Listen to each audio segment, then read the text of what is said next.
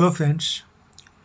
बिहार लोक सेवा आयोग का जो 67वीं संयुक्त प्रारंभिक प्रतियोगिता पुनर्परीक्षा होने जा रही है, जिसका तिथि निर्धारित किया गया है 30 सितंबर 2022। इसके लिए उम्मीदवार जो इसमें भाग ले रहे हैं, जो उम्मीदवार 67वीं संयुक्त प्रारंभिक प्रतियोगिता परीक्षा जो पुनर्परीक्षा है उस एग्ज़ाम में अगर शामिल हो रहे हैं, तो उनके लिए कुछ महत्वपूर्ण सूचना है जिसको उनको जानना बहुत ज़रूरी है। इस परीक्षा में उम्मीदवारों को औपबंधिक रूप से प्रवेश की अनुमति दी गई है। उनकी पात्रता के संबंध में अंतिम निर्णय साक्षात्कार के समय आवेदन में अंकित तथ्यों की विधिवत जांच सत्यापन के पश्चात किया जा सकेगा। उम्मीदवार निर्धारित परीक्षा केंद्र पर परीक्षा प्रारंभ होने के 2 घंटा पहले पहुंच जाएं। परीक्षा प्रारंभ होने की 1 घंटा पहले यानी 11 बजे पूर्वाह्न तक ही परीक्षा में प्रवेश की अनुमति दी जाएगी। उसके बाद में बिल्कुल ही अनुमति नहीं दी जाएगी। तो इस चीज़ को आप लोग इंश्योर कर लेंगे कि 11 बजे हर हालत में आप गेट के पास पहुंच जाएंगे और एंट्री ले लेंगे। यानी आप सेंटर पे 10 बजे आप पहुंच जाएं, 11 बजे आपकी एंट्री होगी और 12 बजे से आपका परीक्षा स्टार्ट हो जाएगा। आवेदन में अंकित तथ्य किसी भी समय जाँच के क्रम में अन्यथा पाए जाने की स्थिति में संबंधित उम्मीदवार की उम्मीदवारी रद्द की जा सकती है और आयोग की इस परीक्षा अथवा इस परीक्षा सहित आगामी परीक्षाओं में उन्हें भाग लेने से वंचित किया जा सकता है। परीक्षा केंद्र परिसर जहां परीक्षा होनी है उसमें mobile, Bluetooth, wifi gadget, electronic pen, pager, smart watch इत्यादि इलेक्ट्रॉनिक सामग्री, व्हाइटनर, ब्लेड, इरेजर, इन सब सामग्री अगर किसी प्रकार के इलेक्ट्रॉनिक संचार उपकरण को लेकर जाना एवं उपयोग करना वर्जित है। उपयुक्त सामग्री परीक्षा कक्ष में पाए जाने पर विधि सम्मत कार्रवाई की जाएगी एवं आयोग की परीक्षाओं से उन्हें विवर्जित किया जा सकता है। ओएमआर आंसर शीट में किसी प्रकार का चिन्ह, रेखांकन या अंकन करना वर्जित है। इसकी अवहेलना किए जाने पर अनुशासनिक दंडात्मक कार्रवाई की जा सकती है। प्रवेश पत्र पर अंकित आवश्यक निर्देश एवं उत्तर पत्रक यानी ओएमआर आंसर शीट पर अंकित सभी निर्देशों को उम्मीदवार ध्यान से पढ़ें और उसका अच्छा से पालन करें।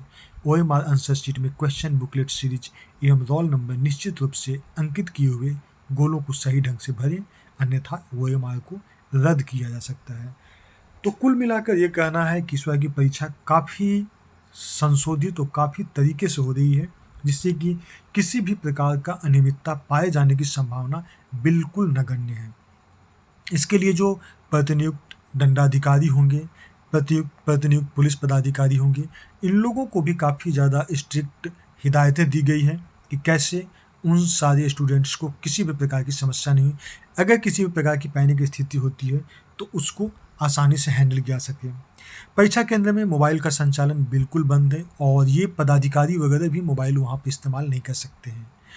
बहुत सारे सेंटर पे ऐसे भी नियम लगाए गए हैं कि जिसके जो भी मजिस्ट्रेट हैं उनके अगर कोई रिश्तेदार भी परीक्षा में शामिल ले रहे हैं, कहीं भी बिहार के किसी कोना में अगर परीक्षा में शामिल हो रहे हैं, तो उन्हें उस एग्ज़ाम में ड्यूटी नहीं लगाया जाएगा। परीक्षा संचालन में जो वीक्षक और केंद्र का जो अधीक्षक है, सेंट्रल सुपरिटेंडेंट है, किसी भी परिस्थिति में परीक्षा कक्ष में मोबाइल ले जाने की अनुमति नहीं होगी। ठीक है। साथ ही जो वीक्षक एवं परीक्षा कार्य में संलग्न सभी कर्मियों को परीक्षा केंद्र परिसर में मोबाइल फ़ोन के साथ प्रवेश बिल्कुल वर्जित रहेगा, क्योंकि इसके पहले की जो घटना हुई थी वो बेसिकली मोबाइल फ़ोन से ही हुआ था, क्योंकि उसके द्वारा जो क्वेश्चन था उसको फ़ोटो खींच करके लिख कर दिया गया था। केंद्र अधीक्षक यानी सेंट्रल सुपरिटेंडेंट जो होंगे उनको सिर्फ कीपैड वाला जो फ़ोन होता है वो एक मोबाइल फ़ोन रखने की अनुमति होगी, स्मार्टफोन नहीं होना चाहिए। केंद्राधीक्षक परीक्षा नियंत्रण कक्ष में प्रश्न पुस्तिका को सील्ड स्टील बॉक्स को खोलते समय परीक्षा कार्य में संलग्न किसी भी पदाधिकारी कर्मी को मोबाइल फ़ोन या किसी प्रकार के इलेक्ट्रॉनिक गैजेट रिकॉर्डिंग डिवाइस के प्रयोग की अनुमति बिल्कुल नहीं दी गई है। इसके साथ साथ जैमर का भी काफ़ी स्ट्रिक्ट व्यवस्था किया गया है और जैमर के वहाँ तक पहुँच रहेगा जैसे कि बाथरूम में बहुत ज़्यादा इस्तेमाल होने की संभावना होती है, तो जैमर का इतना स्ट्रॉन्ग नेटवर्क रहेगा कि जैमर का लिंक बाथरूम तक भी पहुंच सकता है, यानी किसी भी माध्यम से संपर्क नहीं किया जा सकता है। और इसके अलावा बहुत सारे चीज़ों पे ध्यान दिया जा रहा है, एक एक बारीकी पर ध्यान दिया जा रहा है, क्योंकि पिछले बार जो घटना हुई थी उसको पुनरावृत्ति किसी हालत में नहीं हो। इसके लेकर जो जैमर है, एग्ज़ाम स्टार्ट होने से 1 घंटा पहले जैमर को ये देख लेना पड़ेगा कि जैमर बिल्कुल फंक्शनल है या नहीं है। नहीं होने की स्थिति में इसकी सूचना तुरंत दी जाएगी। अगर जैमर कंडीशन फंक्शनल है, कंडीशन में काम कर रहा है, तो एग्ज़ाम का जो परीक्षा का जो है वो शुरू हो जाएगा। तो परीक्षा जो भी शामिल हो रहे हैं स्टूडेंट, वो ध्यान देंगे कि परीक्षा को काफ़ी शांतिपूर्ण ले, और ये आपके कैरियर के लिए बहुत महत्वपूर्ण है, तो इस चीज़ को ध्यान में रखें। किसी भी प्रकार के कदाचार करने की ज़रूरत नहीं है। आपका जो प्रिपरेशन है उसके आधार पर ही आप अपना अच्छा परफॉर्मेंस कर सकते हैं। तो अब यहाँ पे कुछ भी नया करने की ज़रूरत नहीं है, और किसी भी प्रकार की यहाँ पे शरारत करने की आवश्यकता नहीं है, क्योंकि हो सकता है अभी आप नए हैं तो आपको शरारत करने में अच्छा लगता है, लेकिन ये आपके कैरियर को एक आने वाले समय में डिस्ट्रॉय कर देगा, ख़त्म कर देगा। तो इस चीज़ को ध्यान में रखना है कि जो भी सरकार के द्वारा जो दिशा निर्देश दिया गया है, या फिर जो भी क्वेश्चन पे इंस्ट्रक्शंस हैं, उसको अच्छा से पढ़ेंगे, समझेंगे, उसके अनुसार जवाब देंगे। कल किसी को आप ब्लेम नहीं कर पाएंगे कि मैंने ये नहीं कर पाया, वो नहीं कर पाया, क्योंकि ये सब चीज़ों के लिए पूरी की पूरी तरह से आप जिम्मेदार होंगे।